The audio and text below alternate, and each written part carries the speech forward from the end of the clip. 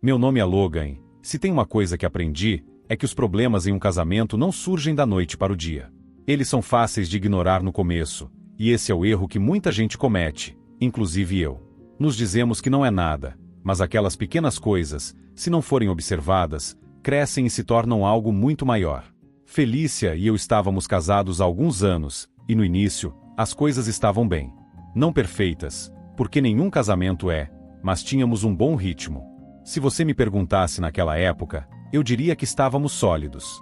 Mas, olhando para trás agora, percebo que os problemas nem sempre começam com uma grande explosão. O horário de Felícia começou a mudar de maneiras que não faziam sentido. Ela estava chegando em casa mais tarde do que o normal nas sextas-feiras. 1 ou 2 vezes, tudo bem, mas depois isso virou um hábito. Quando eu perguntava, ela sempre tinha uma desculpa: trabalho extra, uma reunião de última hora ou alguma justificativa sobre ajudar uma amiga com algo. E se ela não trabalhasse até mais tarde na sexta-feira, então o sábado era o dia em que ela tinha que estar em algum lugar. Podia ser um brunch com uma amiga, uma tarefa de trabalho ou alguma desculpa vaga sobre precisar de um tempo para ela mesma. No começo, aceitei. Afinal, as pessoas ficam ocupadas, certo? Mas, com o tempo, o padrão se tornou impossível de ignorar. Sextas e sábados eram os dias em que ela sempre estava fora, e quando estava em casa, as coisas não melhoravam. O primeiro sinal vermelho foi o celular dela. Antes, ela deixava o telefone por aí sem nem pensar 2 vezes. Se ele tocasse enquanto ela estava em outro cômodo, ela pedia para eu ver quem estava ligando. Mas isso mudou. Ela estava grudada no celular mais do que o normal e, sempre que eu passava perto, ela virava a tela ou bloqueava o aparelho imediatamente. Nunca teve senha no celular, mas um dia, quando peguei o telefone para ver as horas, a tela pediu um código. Perguntei sobre isso, e ela riu, dizendo que precisava ser mais cuidadosa com a segurança. Eu deixei para lá.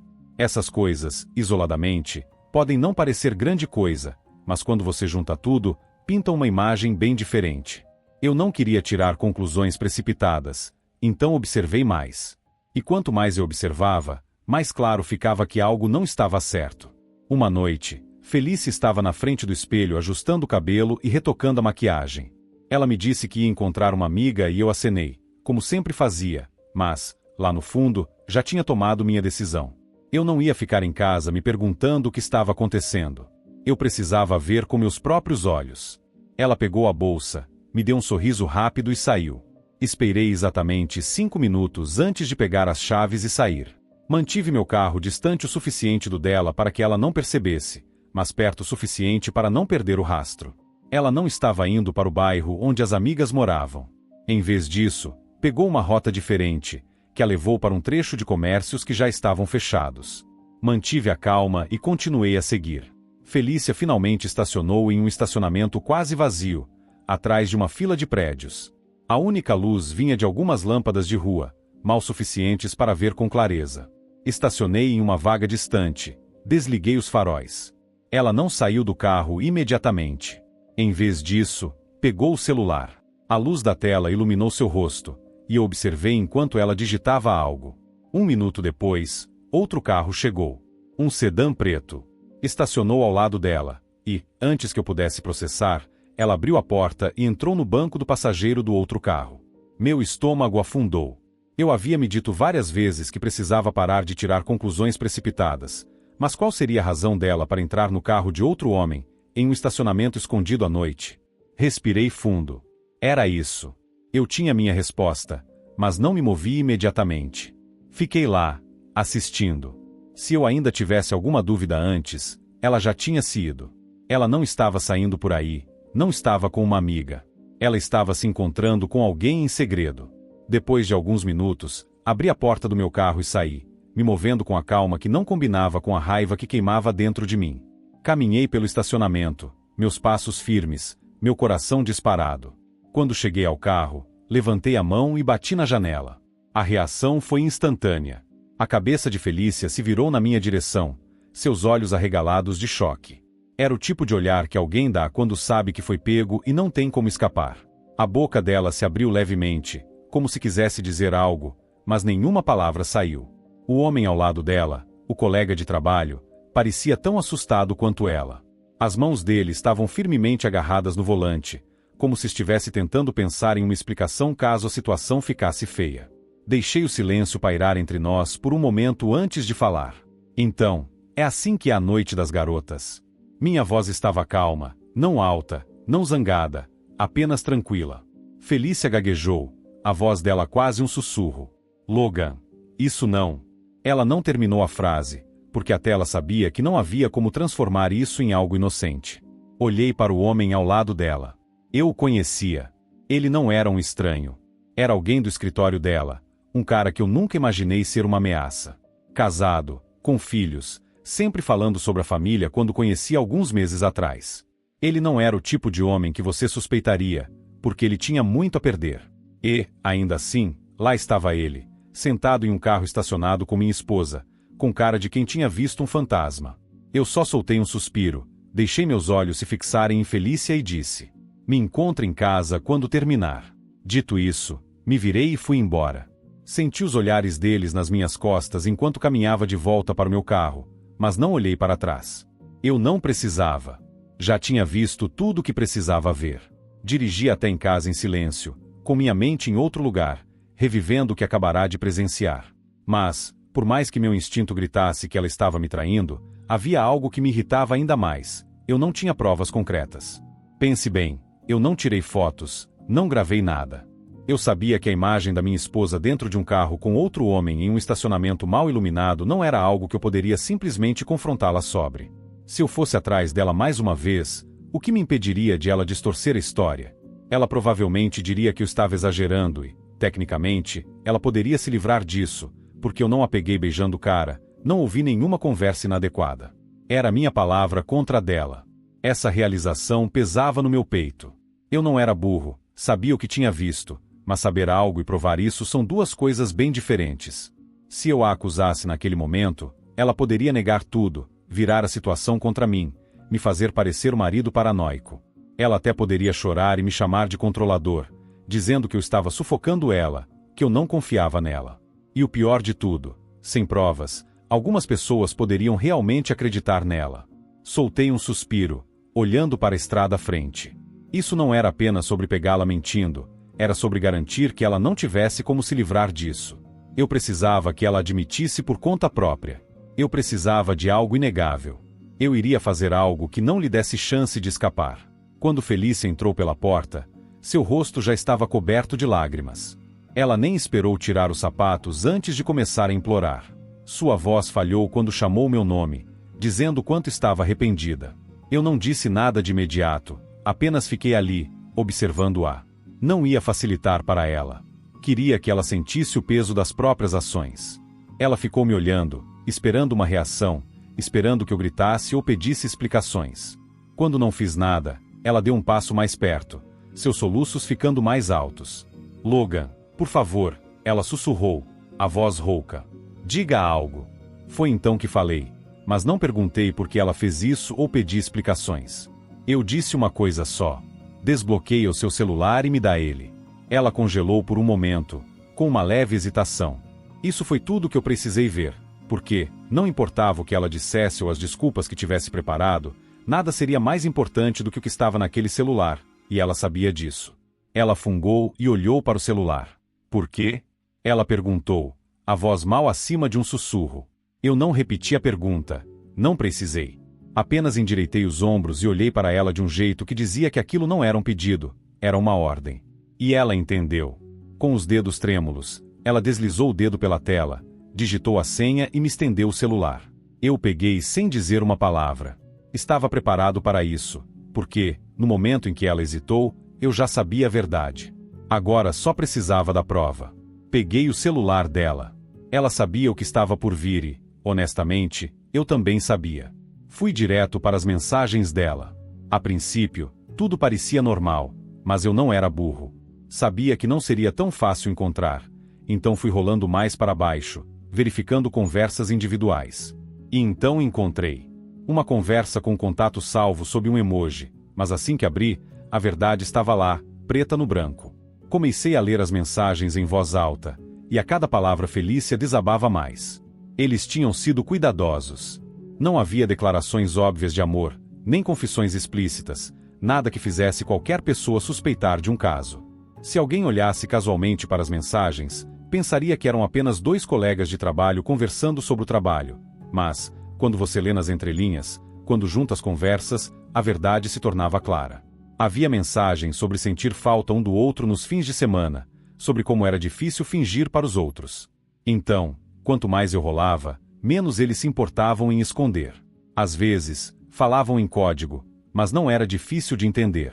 Eles relembravam encontros em hotéis, jantares de trabalho que não tinham nada a ver com trabalho, e trocavam mensagens tarde da noite, muito depois do horário de trabalho razoável. A pior parte era a forma como falavam de mim.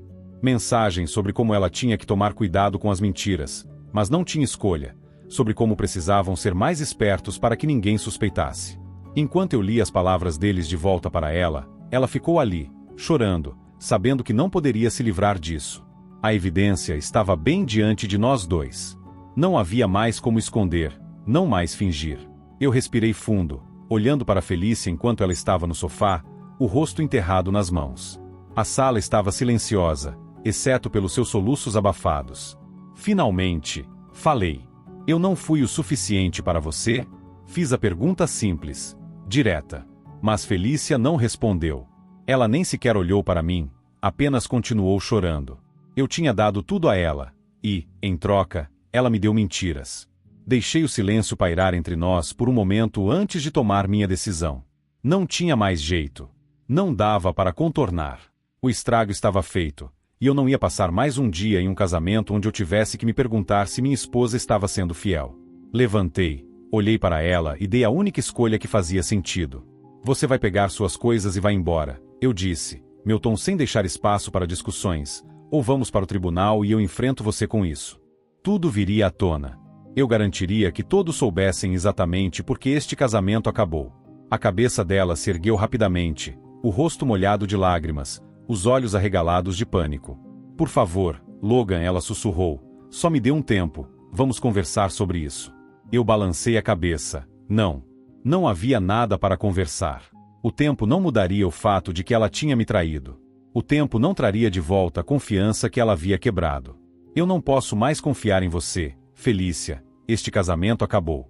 Ela soluçou ainda mais. Mas eu não vacilei. Eu tinha tomado minha decisão e ia mantê-la. No dia seguinte, ela fez as malas e foi embora. Sem brigas longas, sem segundas chances, apenas uma separação limpa. Ela saiu da casa que nós construímos juntos. 2 semanas se passaram e os papéis do divórcio finalmente estavam prontos. Lembro de segurá-los nas minhas mãos, sentindo o peso de tudo o que havia acontecido. Eu queria que este casamento acabasse, não porque eu gostava de sair de algo que construímos, mas porque eu sabia que não poderia ficar com alguém que já havia me deixado emocionalmente, muito antes de eu a pegar. Felícia deve ter sentido que eu estava sério, porque antes de eu finalizar tudo, ela tentou mais uma vez me convencer a desistir. Ela apareceu no meu lugar. Ela não estava brava, não estava defensiva, ela estava desesperada. Logan, ela disse, a voz quase um sussurro, passamos por tantas coisas juntos. Ela começou a falar sobre nossas memórias, sobre os bons momentos, sobre como havíamos prometido sempre resolver as coisas juntos, como deveríamos consertar isso em vez de jogar tudo fora. Ela implorou. Eu apenas fiquei ali ouvindo, não porque estivesse considerando, mas porque queria ouvir qual desculpa ela poderia inventar para justificar o que tinha feito. Quando ela terminou, eu disse: você deveria ter pensado nisso quando começou a dar atenção a outro homem. Depois disso, ela não tentou mais me convencer. Em vez disso, ela saiu e começou a contar para as pessoas que nós tínhamos terminado porque não éramos compatíveis. Eu quase ri quando ouvi isso. Compatíveis. Fomos casados por anos, mas agora de repente não éramos compatíveis. Era mais fácil para ela dizer isso do que admitir a verdade, mas eu não me importava. Eu tinha a verdade, e isso era o suficiente para mim. Olhando para trás, aprendi muito com essa experiência. Se há algo que eu quero que as pessoas tirem da minha história, é isso. Padrões importam. As pessoas não acordam de repente e decidem trair. Isso começa com pequenas mudanças consistentes no comportamento delas. Essas pequenas coisas, quando ignoradas, se tornam problemas maiores. Se alguém está agindo de forma diferente sem uma razão clara, vale a pena prestar atenção. Outra lição: nunca ignore sinais de alerta. Eu monitorei o comportamento dela por meses e já sabia que algo estava errado, só não queria acreditar. Queria dar a ela o benefício da dúvida, mas confiança não é sobre ignorar a realidade, é sobre ver as coisas claramente e decidir se alguém merece a sua confiança. Se você perceber coisas que não fazem sentido, faça perguntas, preste atenção, confie nos seus instintos. Eu queria ter agido mais cedo, em vez de esperar até não ter mais escolha a não ser encarar a verdade. E, mais importante, sempre tenha evidências antes de agir. Se eu tivesse confrontado a Felícia naquele estacionamento e saído apenas com minha raiva, ela poderia facilmente ter mentido e se livrado disso. Ela poderia ter distorcido a história, negado tudo e me feito parecer um marido ciumento que tira conclusões precipitadas. Mas, quando eu peguei o celular dela, não havia mais espaço para debate. As mensagens falavam por si mesmas. Sem provas, é só a palavra de uma pessoa contra a de outra, e em uma situação como essa, as pessoas dirão o que for necessário para se proteger. Isso me leva a uma outra dura verdade. Algumas pessoas reescrevem a história para evitar parecerem mal. Mesmo depois de tudo, Felícia não contou para as pessoas a verdade sobre por que nosso casamento terminou. Ela não assumiu seus erros. Em vez disso, disse que simplesmente não éramos compatíveis. É assim que funciona. Muitos traidores não querem ser vistos como traidores. Eles distorcem a história para se fazerem parecer melhores. E, sinceramente, eu não me importo. Deixe ela contar qualquer versão da história que a faça se sentir melhor consigo mesma. A verdade é a verdade, quer ela admita ou não. Agora, alguns de vocês podem se perguntar por que eu não busquei vingança. Por que eu não expus ela? Por que eu não destruí sua reputação do jeito que ela destruiu o nosso casamento? A resposta é simples: vingança não é necessária. Eu a deixei ir, e isso foi o suficiente. Eu não ia perder meu tempo tentando me vingar de alguém que já me mostrou quem era. No final das contas, se ela não me queria, deveria ficar com quem quisesse. Eu não vou me apegar a alguém que não me valoriza. Isso não é perder, é me libertar de uma mentira. Mas essa é só minha perspectiva. Sei que cada um lida com a traição de forma diferente e adoraria saber suas opiniões. A jornada de hoje chega ao fim. Esse desfecho te satisfez ou te pegou de surpresa? Conte para nós nos comentários. E esse é o fim da história de hoje. Se você gostou, não se esqueça de deixar um like e comentar aqui embaixo. Se você é novo no canal, não esqueça de se inscrever. Isso me ajuda muito a continuar criando mais histórias para vocês. Obrigada por assistir e até a próxima!